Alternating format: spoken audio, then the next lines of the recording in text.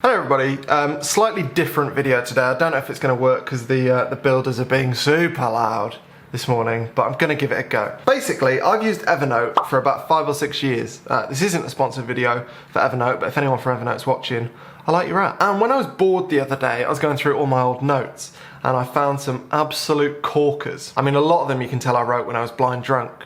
I mean, I've got one, it hasn't got any content, it's just got a title, it says Kayak to Morocco. And Morocco spelt wrong. But anyway, on to the point of today's video, which is a note entitled 10 Best Photography Quotes. And I don't know what these quotes meant to me or said to me in 2013, but I thought I'd go through them and tell you what I think of them now and why they resonate with me now, or why they did the other day when I read this note. So, are we ready for my 10 best photography quotes from 2013? Well, the quotes aren't from 2013, there are always two people in every picture, the photographer and the viewer. That's from a guy called Ansel Adams, never heard of him. And I mean, the question is, if you don't show your photos to anyone, is there a viewer? Is it even a photo?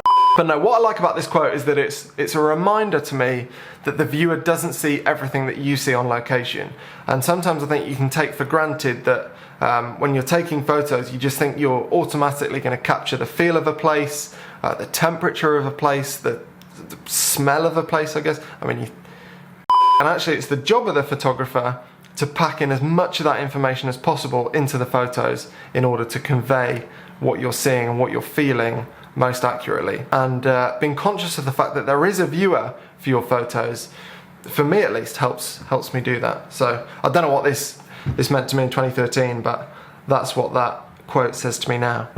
Number 2, I'm definitely going to lose track of what number I'm on these, by the way. When people ask me what equipment I use, I tell them my eyes. Ooh, yeah. That's by a guy called Anonymous. Say guy, might be a girl. I like this. It reminds me of Casey Neistat's least favourite question. What he says is his least favourite question, which is, what did you shoot that on? And he hates it because the implication quite often is that the gear is really important. And I think people are catching on slowly to the fact that gear is not as important as the marketing campaigns have you believe, and it is actually all about your eyes, mostly. I mean, the gear helps a bit, but... Number 3, I have never taken a picture I've intended. They're always better or worse. Yes, Diane, spot on. I don't know if you feel the same thing, but anytime I set up at a location and think I've got an absolutely cracking photo, when I get home, quite often it's not as good as I thought it was. And often when I just take really quick snapshots, they end up being some of my favourite photos. So yeah, I completely get that. If you want to be a better photographer, stand in front of more interesting stuff. I couldn't have said it better myself. Quite often I think it's tempting with photography to think that the creativity starts when you pick up a camera, but that, to me at least, couldn't be further from the truth. I think the creativity starts when you think about locations, you think about the stories you want to tell at the locations, you think about the subjects, you think about the kind of light you might want, the kind of mood you might want to create. That's all where the creativity starts. And that's where you work out how you're going to get in front of interesting stuff. So yes, I agree with that. Great photography is about depth of feeling, not depth of field. Ooh, boom. You know what, the biggest concern I hear about Micro Four Thirds, sorry I keep scratching my nose, hay fever.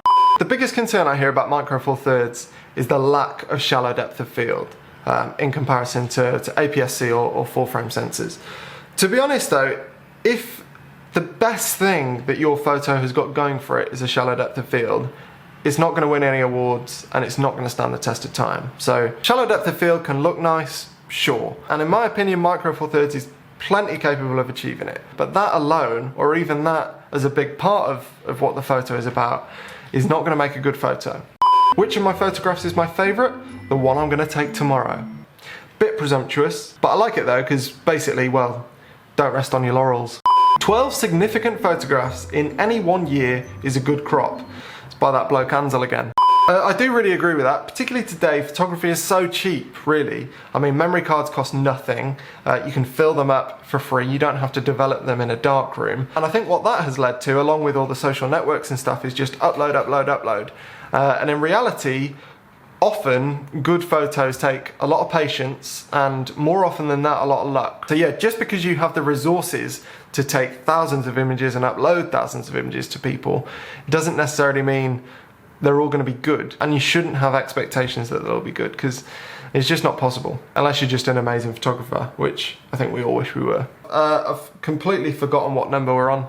To me, photography is an art of observation. It's about finding something interesting in an ordinary place. I've found it has little to do with the things you see and everything to do with the way you see them. I agree, Elliot. All people, I think, have interesting lives to other people. So regardless of what your life is like, I can guarantee there is somebody in the world who will find your life interesting. And yet, not all of us are accomplished photographers. And I think the reason for that is because it's not what you see, it's because of the way you see it and the way you're able to capture it. So, I mean, I'm not too sure what to do with that information, but yes, Elliot, I agree. Also, I did this video on how to see things a bit differently if you're a beginner, so link it up there. Your first 10,000 photographs are your worst. Fairly self-explanatory, that one. Very famous quote, but also very self-explanatory. Photography is like anything else. When you start out, you suck, and a couple of years later, when you've had a lot more practice at it, you suck a bit less. James Popsys, 2018. Don't pack up your camera until you've left the location. Oh, that should be number one.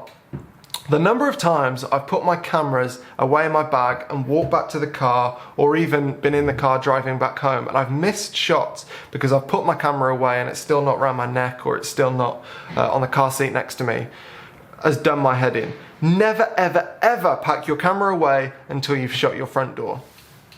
Top tip, that should definitely have been the number one quote. Ooh, I've put in a little bonus quote, which isn't really a photography quote, it's more of a creativity quote. But nevertheless, I think it's important, particularly to me at the moment. And the quote is, think 8 hours, work 2 hours.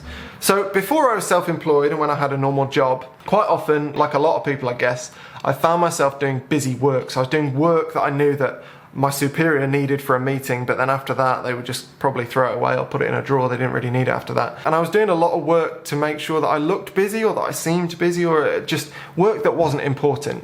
And when you're self-employed, you really can't afford to do that because you won't make any money. So often I've found that it's more important to spend time doing really deep thinking and doing less time what you would consider kind of normal work, which is responding to pointless emails or making lists of things that don't really matter, that kind of stuff. I've just found it's really important to spend more time thinking, and that does constitute work, even though in traditional workplaces maybe it's not necessarily encouraged that you sit in a dark room with your eyes closed thinking. You'd probably get a word in your ear from your boss if you made a habit of doing that. But self-employed people, certainly for me, I think it's really important. And that is pretty much a wrap on my 10, 11, 10 and a half photography quotes. My favourite ones from 2013. No idea if that was interesting or not.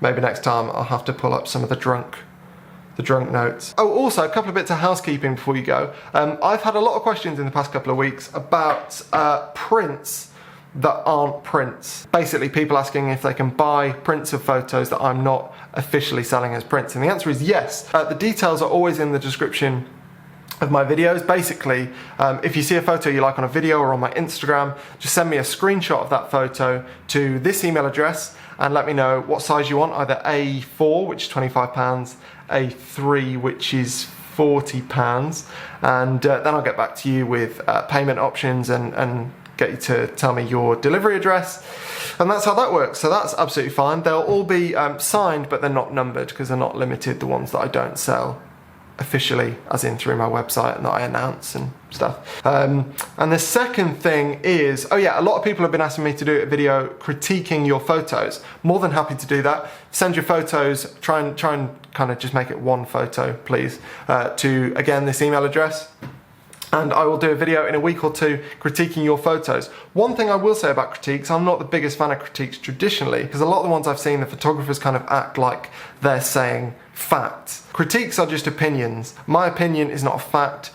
Plenty of people might disagree with what I say about your photos. So I'm more than happy to give my opinion on your photos, but I won't be treating it as though it's fact. I won't be speaking to you as, oh, you've done this wrong. There's no such thing as wrong in any creative pursuit, and that's how I treat critique. So yeah, if you'd like your photo to be featured, send your photo to that email address and I'll do a video about it soon.